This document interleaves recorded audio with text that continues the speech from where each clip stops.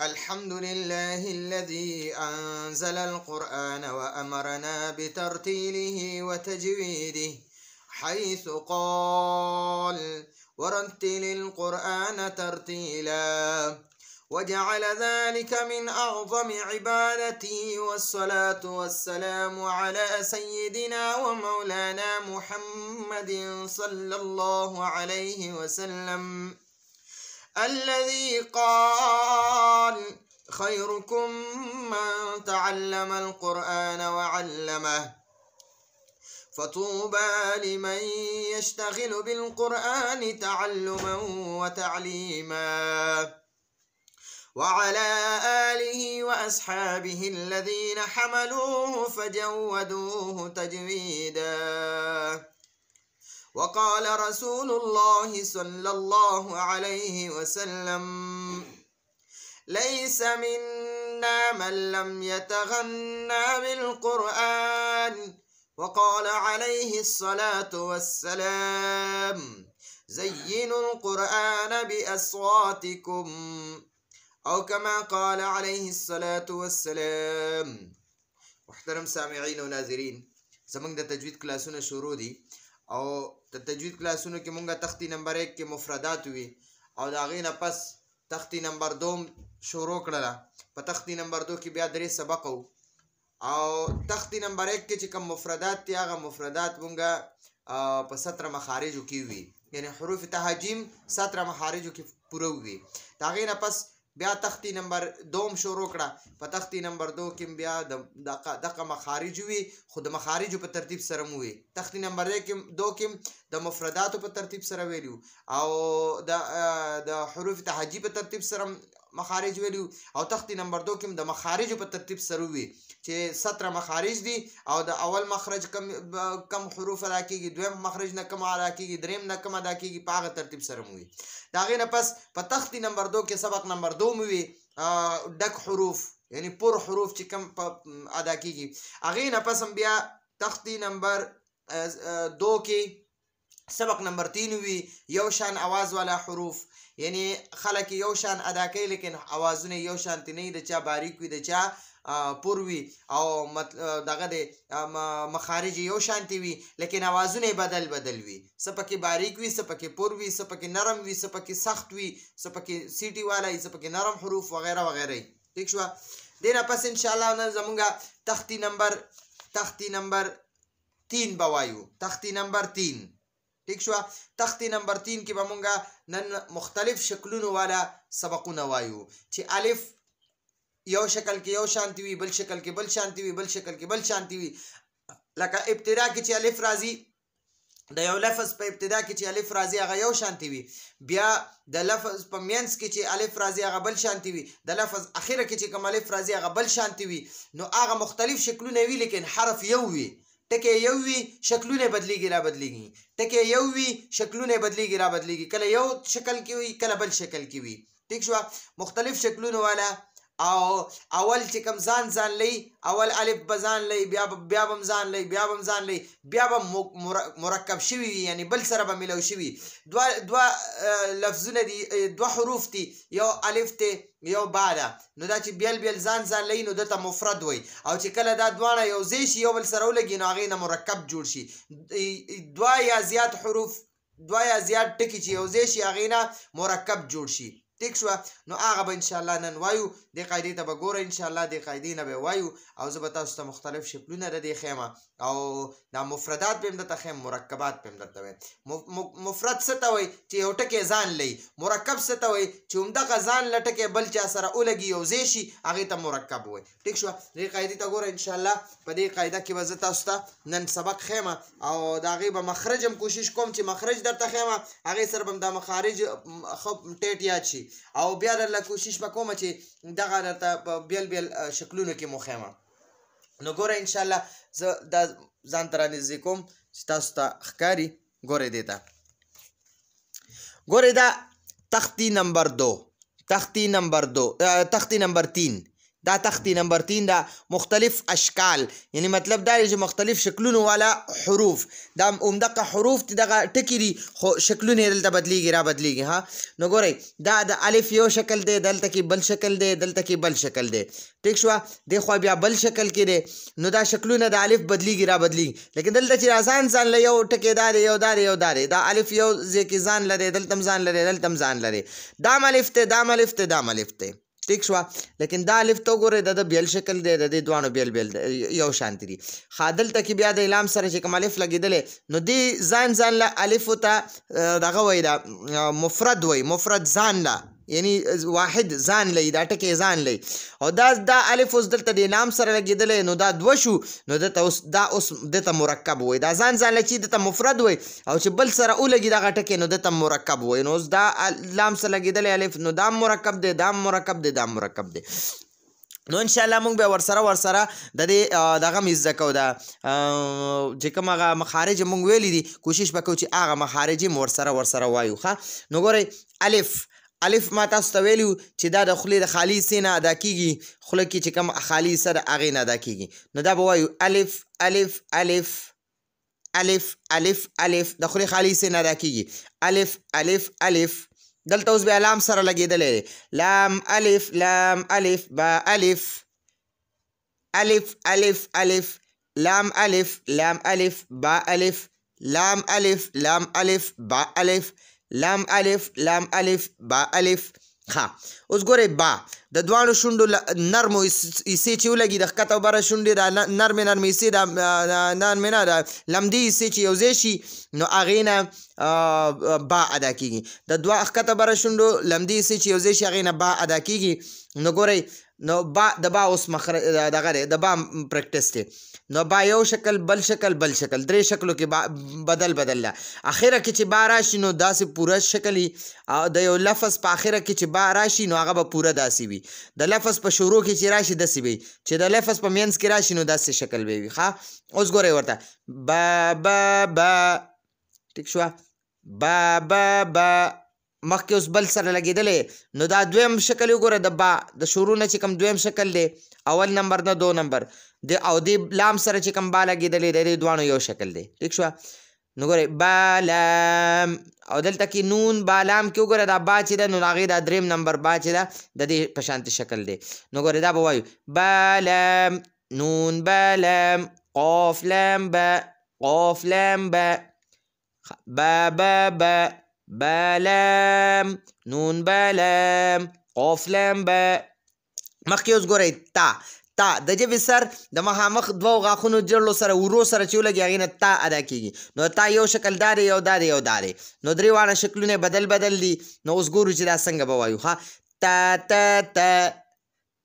تا لام واو تا خو لام تا بیا ګورئ تا لام واو تا خو لام تا اوس ثا ښکته بره غاښونو منځ کې چې ژبې سر وباسي هغې نه ث نرمه ادا کېږي ث یو شکل دا دی یو دا دی نو دا درې واړه ثاګانې دي ث مخکې ګورئ سلام ث میم ث واو یا لام ها ث اوس مخکې جیم د ژبې منځ او د تالو منځ یو ځای شي د ژبې منځ دا بره سخت تالو څه چې ولګي هغې نه جیم ادا کېږي نو اوس د جیم مختلف شکلونه د اولني درې د حرف مختلف شکلونه د ټکي مختلف شکلونه یو شکل کې داسې وي یو شکل کې داسې وي یو شکل کې داسې وي لیکن ټکی هماغه یو وي ښه دلته چې دا کوم جیم دی نو دا په درې واړو ځایونو کې جیم دی ښه نو دا اوس وایي جیم دلته مخکې ګورئ جیم میم عین یا جیم با ح جیم اوس مخکې ګورئ ح د مرۍ منځ نه ح ادا کېږي نو د ح یو شکل دا دی یو دا دی درې واړه حاګانې دي لیکن شکلونه بدل دي ح مخکې ګورئ ح با طو یا ح کاف میم واو تا نون کاف ح مخکې اوس ګورئ خو د مرۍ شروع د مرۍ خولې طرفې سې نه خو شکلونه بدل دي خو راجیم با خو لام با را ز خو مخکې ګورئ دال دال دال دال الف فا قاف قاف دال را با لام دال ذل د ژبې سر د مخامخ غاښونو ښکته بره غاښونو منځ کې راوباسئ کوم ځای نه چې ثا ادا کېده هلته ذال ادا کېږي ذل ذل ذل ذل ها با الف ذال نون میم جیم ذال واو الف مخکې ګورئ را د ژبې کناره او د مخامخ غاښونو نه یو ورسره خوا کې چې کوم دی د ثنایا علیا یو غاښ او یو ورسره خوا کې چې کوم رباعي دی د هغې نه یعنې مخامخ برني غاښونو جړو څه چې ژبې کناره ولګي هغې نه را ادا کېږي نو را را را مختلف شکلونه دي ها یو شکل دا دی یو دا دی یو دا دی لیکن درې واړه راګانې دي را یا با الف کاف را میم الف ح ضاد را مخکې ګورئ زا ښکته بره غاښونه یو ځای کړه ښکتني غاښونو شا طرف ته ژبې سر ولګوه هغې نه زا ادا کېږي زا زا زا مختلف شکلونه دي زا میم را لام میم زاتا عین زا یا زا ښکته بره غاښونه یو ځای کړه شاته ورسره ژبې ښکتني غاښونو سره شاته ژبې سر ولګوه هغې نه سین ادا کېږي د زا او د سین یو مخرج دی سین سین سین شکلونه یې بدل دی دلته سین یو شکل کې دی دلته بل کې دی دلته بل کې دی سین سین سین سین میم عین لام سین تا عین با سین اوس شین د ژبې منځ او د تالو منځ یو ځای شي هغې نه شین ادا کېږي دې ته ورته ګورئ د ژبې منځ تالو منځ یو ځای شي څنګه چې جیم ادا کېدو هغه شان شین ادا کېږي شین شین شین شین کاف را یا شین کاف را الف غین طا شین الف غین طا شین اوس مخکې ګورئ صاد صاد ته ګورئ ښکته بره غاښونه یو ځای کړه او د ژبې سر د ښکتني غاښونو شا طرف ته ولګوه صاد ادا کېږي په ډکه خوله صاد نو یو شکل یې دا دی یو دا دی یو دا دی درې واړه صاد دي لیکن شکلونه بدل دي صاد صاد صاد صاد بره قاف صاد صاد یا قاف صاد ضاد د ژبې ډډه او د جامع غاښونه چې یو ځای شي د ژبې دا ډډه چې جامع غاښونو څه ولګي هغې نه ضاد ادا کېږي د ژبې ډډه چې جامع غاښونو څه ولګي هغې نه ضاد ادا کېږي د ژبې ډډه چې جامع غاښونو څه ولګي هغې نه ضاد ادا کېږي دا ضاد دی ټیک شوه نو ګورئ ورته ضاد ضاد ضاد اوس ضاد رابع الف ح ضاد راتا الف نون قاف ضاد اوس طا د ژبې سر د مخامخ برني غاښونو جړلو څه ولګي هغې نه تا دال طا ادا کېږي نو طا هم پکې ده خو طا پور ده ها طا طا طا درې واړه یو طا ده لیکن شکل یې بدل دی طا با عین فا طا را میم ح یا طا ضا دا ضا چې ده دا د ذل او د ثا ملګرې ده د ژبې سر به دواړه غاښونو منځ کې راوباسي ښکته بره غاښونو منځ کې ژبې سر راوباسه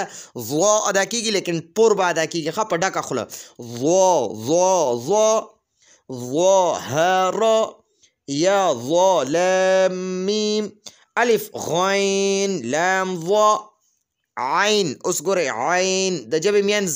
نه د مرۍ منځ نه ادا کېږي مرۍ منځ نه ح او عین ادا کېږي بغیر نقطې والا عین نو د عین ته ګورئ عین عین عین عین لام یا میم یا عین لام میم واو نون سین را یا عین اوس نقطې والا غین ته ګورئ غین غین غین د مرۍ خولې طرف سین ادا کېږي غین فا میم غین ضاد واو با لام غین اوس فا برني غاښونو سرونه به د لاندې شونډې په لمدی سکې دي نرم فا ته ادا کېږي فا فا فا فا طا را ت یا ف ر لام طا یا ف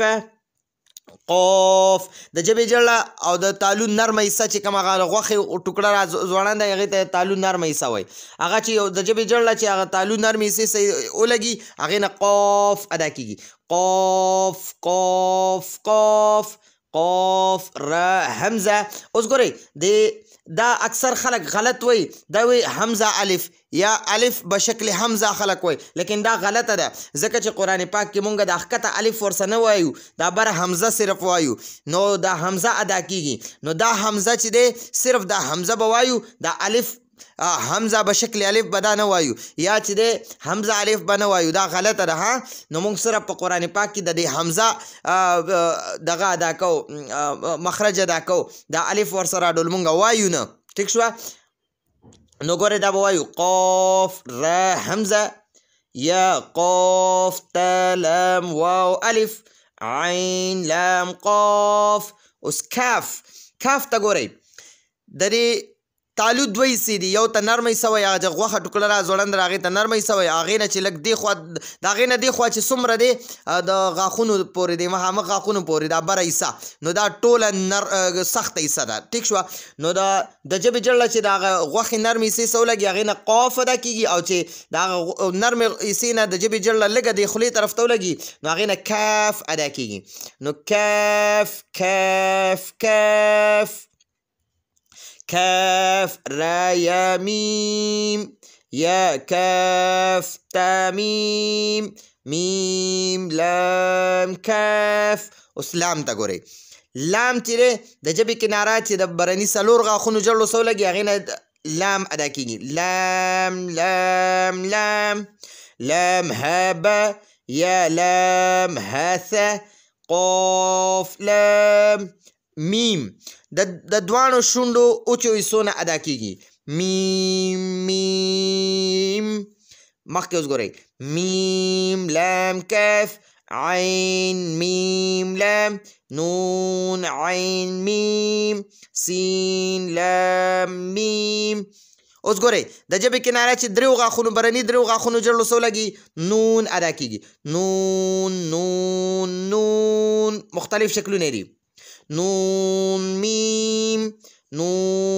میم لام یا نون شین را زا یا نون واو د دوانو شونډو ګولایي نه ادا کېږي واو واو واو لام یا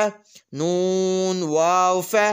غین فا واو را خا لام واو ها د مرۍ سینې طرف سین ادا کېږي اقصای حلق ورته وایي ها ها ها ها لام کاف یا لام ها ث میم نون ها با ها اوس ګورئ دلته حمزه نو د حمزه یو شکل دا دی یو شکل د یا د پاسه دی دام د حمزه دی یو شکل د واو د پاسه دی دام حمزه دی یو شکل د الف د پاسه دی دام حمزه دی لیکن دا یا د پاسه چې دی د سره به دا یا نه وایو صرف حمزه به وایو الف د واو د پاسه چې دی د سره به دا واو نه وایو صرف حمزه به وایو الف د پاسه چې دی صرف حمزه به وایو او د الف به ورسره نه وایو ټیک شو اکثر خلک وایي حمزه به شکل یا حمزه به شکل واو یا حمزه به شکل الف دا غلط دی ها داسې به نه وایو ان شاء الله العزیز دا به صرف حمزه وایو ځکه چې قرآن پاک کې چېرته یا باندې د پاسه حمزه راغلی نو مونږ دا یا مخرج نه ادا کوو د یا چې دی دا مونږ تلفظ نه کوو صرف د حمزه تلفظ کوو نو چې کله د حمزه تلفظ کوو نو دلته کې به هم بیا په زده کړه کې به هم صرف حمزه وایي ټیک شوه حمزه حمزه حمزه حمزه دا حمزه کله په خپل اصلي شکل کې وي کله د یا د پاسه راشي کله د الف د پاسه واو د پاسه راشي کله د یا الف د پاسه راشي لیکن حمزه ټول ځان لا حمزه دی ها حمزه حمزه حمزه حمزه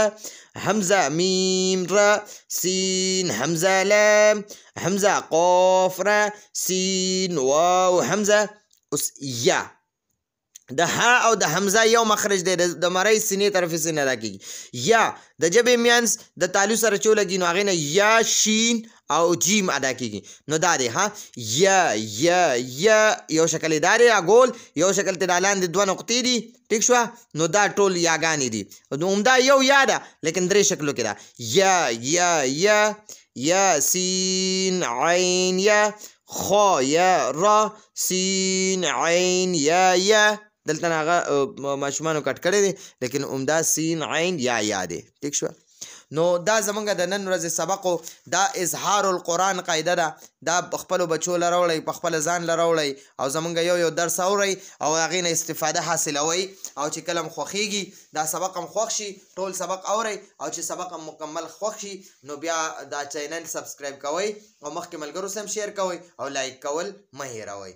راتلونکي سبق پورې موږ له اجازت راکئ. هذا هو المرام والله اعلم بحقيقة الكلام. سبحان ربك رب العزة عما يصفون وسلام على المرسلين والحمد لله رب العالمين.